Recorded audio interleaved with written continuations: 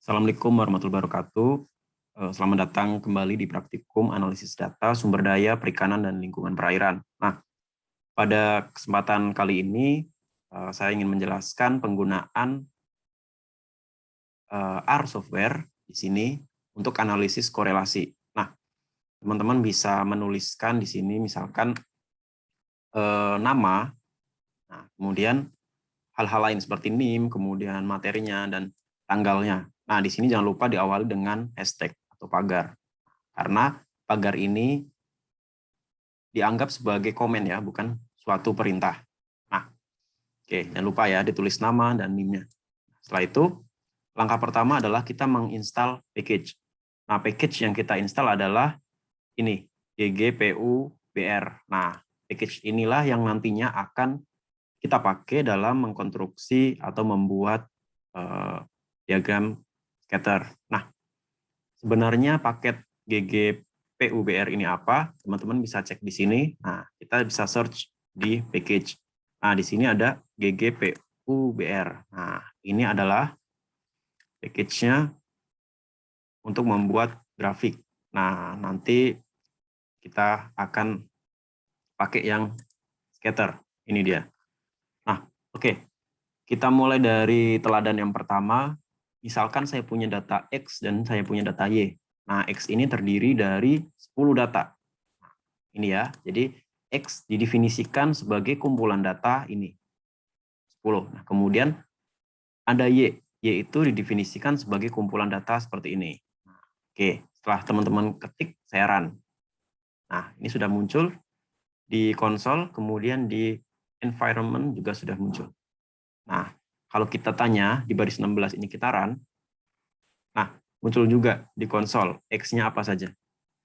Nah, setelah itu Y-nya kita run, nah, sudah masuk juga ya Y-nya ke environment.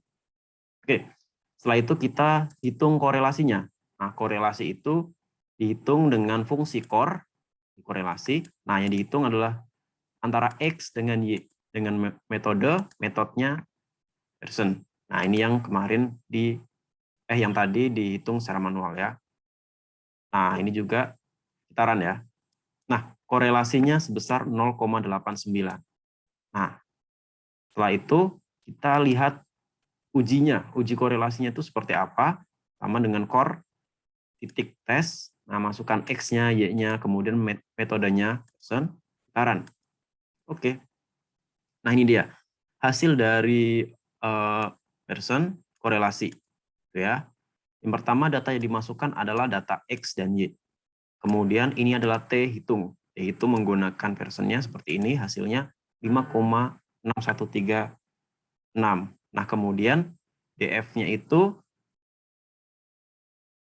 sama dengan 8. Nah, 8 ini berarti dari banyaknya data ya, N dikurang 2. Nah, di mana N-nya tadi ada 10 data, dikurang 2 menjadi DF-nya 8. Nah, kemudian P-value. P-value ini berarti menunjukkan nilai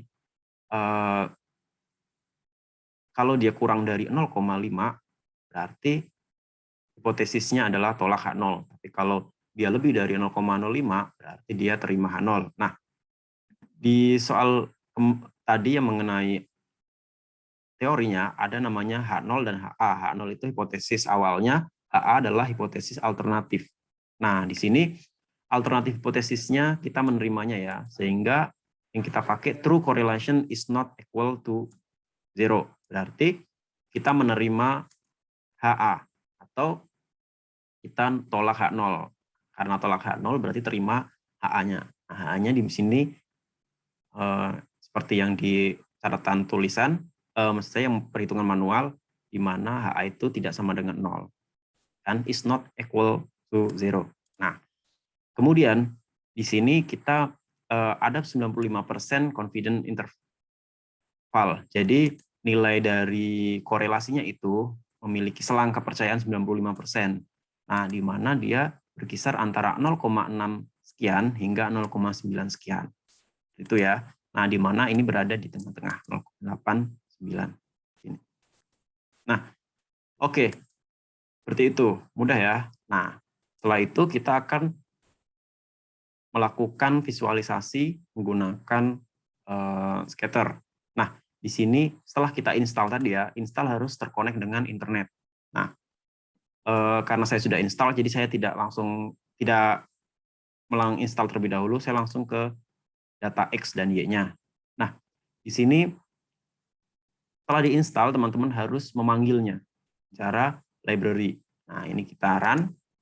Nah, oke. Setelah itu kita buat suatu data frame. Jadi kita buat seperti tabel di mana data, saya beri nama aja dataku. Nah, ini bebas ya, mau beri nama apapun boleh. Nah, saya run. Nah, ini membentuk data frame dari nilai X dan Y. Nah, kita cek ya. Di environment sudah muncul data. Ini namanya dataku. Saya klik ini. Nah, di sini muncul X-nya dan Y-nya. Sudah menjadi suatu data frame dalam bentuk tabel. Nah, setelah itu kita akan memvisualisasikan dengan scatter plot. Di sini ada perintahnya, fungsinya gg scatter. Nah, ini dari dataku, di mana X-nya adalah X, Y-nya adalah Y, kemudian add, ini kita lihat dari garis regresi linearnya, line regresinya, kemudian ada confidence interval yang tadi ya, itu true, nanti kita melihat range-nya. Ini maksudnya nanti range yang ini. Nah, confidence interval ini. Nah, kemudian ada koefisien korelasinya, true, kita munculkan, kemudian korelasi, ini maksudnya koefisien korelasi, ya betul, true, kemudian ada metode untuk menghitung korelasinya menggunakan Pearson. Nah, di mana kita nanti dalam gambarnya ada sumbu X, TP, dan sumbu Y-nya hasil ikan. Nah, ini saya ambil dari latihan soal. Nah, saya run. Oke, sudah muncul ya hasil plotnya. Oke, di sini hasil plotnya. Nah, sebelumnya kita lihat dulu di konsol. Di konsol itu, di sini ada warna merah, ini bukan error, ini hanya menunjukkan formulanya, Y dan X-nya. Gitu ya. Ini sesuai dengan perintah kita tadi. Oke, saya zoom. Nah, ini dia hasilnya. Sumbu X ada TP, sumbu Y-nya hasil ikan. Nah, ini ada ininya ya, skalanya. Nah, kemudian ini adalah R, koefisien korelasinya, dan ini P tadi nilai P value-nya. Ya, P value-nya di sini kurang dari 0,05, sesuai tadi yang korelasi tesnya. Ya. Nah, kemudian ini adalah garis linearnya. Nah, kemudian yang warna abu-abu tua ini menunjukkan tadi confidence interval-nya. Jadi di sini range-nya, nah yang 95% tadi ya. Nah, ada yang atas dan ada yang bawahnya. Nah, oke, seperti itu. Nah, kemudian untuk teladan 2, saya buat lagi di sini, misalkan ada data panjang ikan, kemudian logam berat. Nanti teman-teman di semester berikutnya akan belajar mengenai logam berat, salah satu bahan pencemar di lingkungan. Nah, panjang ikannya ada 15 data, kemudian logam beratnya, ini konsentrasi logam beratnya juga ada 15 data. Nah, jumlah datanya harus sama ya teman-teman. Jadi kalau datanya jumlahnya berbeda, itu tidak bisa dilakukan analisis. Nah, oke. Saya run. Oke, sudah muncul ya di environment maupun di konsol. Terus saya panggil di konsol. Nah, ini sudah masuk. Logam berat juga. Oke, sudah masuk. Nah, ini korelasinya. Kita lihat ya koefisien korelasinya dari panjang ikan dengan logam berat dengan metode yang sama. Nah, ini sudah muncul minus. Nah, korelasinya bernilai negatif.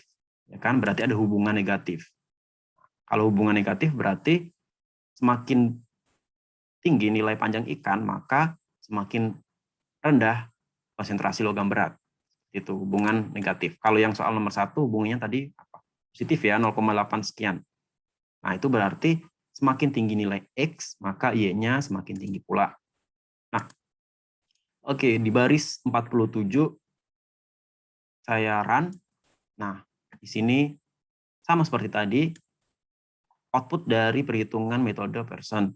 Nah, di mana data yang kita masukkan adalah panjang ikan dan logam berat. Nah, ini adalah T hitungnya. Nah, DF-nya berarti tadi N-2. Kan? Nah, P-value-nya di sini kurang dari 0,05. Nah, berarti kita menerima HA ya atau tolak H0-nya. Nah, di sini true correlation is not equal to 0. Ya. Nah, selain itu, ini ada confident interval. Ini pada selang kepercayaan 95%. Ya, ini nanti akan digunakan untuk mengkonstruksi atau membuat gambar yang ada di plotnya nanti ya, di scatter. Nah, dan ini adalah nilai dari korelasinya. Minus 0,63 sekian. Nah, oke. Kita lanjut ke library. Kita akan membuat scatternya. Nah, di sini tadi saya beri nama tabelnya dataku, sekarang datamu. Nah, ini terserah ya, mau apa ditulis nomor 2 atau apa. Nah, ini untuk datamu dikonstruksikan dari panjang ikan dan logam berat. Ya, ini dengan perintah data frame, karena kita ingin membuat tabel. Oke, di sini ada datamu dengan 15 observasi dengan 2 variabel. Kita buka ya. Di sini variabelnya panjang ikan dan logam berat, kan ada 15 data. Oke.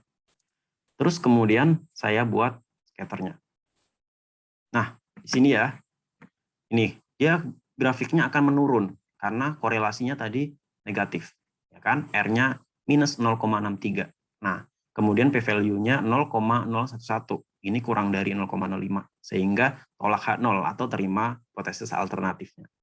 Seperti itu. Nah, warna abu-abu ini merupakan tadi nilai dari confident intervalnya. Nah, terus kemudian ini titik-titik ini apa? Titik-titik ini adalah datanya. Jadi dia sebaran datanya seperti apa yang di sini. Nah, kalau dia datanya mendekati garisnya, itu kan semakin erat ya hubungannya. Kalau dia agak jauh, berarti hubungannya kurang erat. Tapi di sini lihat 0,63. Itu ya. Oke. Mudah ya teman-teman ya. Ini saya zoom. Nah, ini sumbu Y-nya konsentrasi logam berat, sumbu X-nya adalah panjang ikannya. Di sini nih, sebarannya. Oke. Nah, kemudian ini ya, tadi datamu dari scatter ini kita konstruksikan dari datamu, kemudian X-nya dari data panjang ikan, Y-nya dari logam berat, kemudian kita tambahkan garis regresinya, kemudian ada confidence intervalnya, kemudian koefisien korelasinya, nah, kemudian korelasi metodenya, ini adalah sumbu X-nya, kita beri nama panjang ikan dalam sentimeter, sumbu Y-nya adalah konsentrasi logam berat. Nah, oke, ada beberapa metode lain untuk menghitung korelasi, tapi kita tidak ajarkan ya. Ini cukup teman-teman ketahui. Ada Kendall di sini, Sheeran. Nah, ini ya, nilainya korelasinya adalah 0,4, minus 0,4. Nah, kalau yang satunya lagi, Spearman, minus 0,6 sekian. Nah, kenapa bisa nilainya berbeda? Karena memang pendekatan dari rumusnya berbeda pula. Gitu ya. Jadi teman-teman cukup menggunakan version saja untuk kali ini. Oke ya. Selamat mencoba dan nanti bisa diputarnya lebih pelan agar teman-teman bisa mengulang dan memahami dengan baik. Terima kasih. Assalamualaikum warahmatullahi wabarakatuh.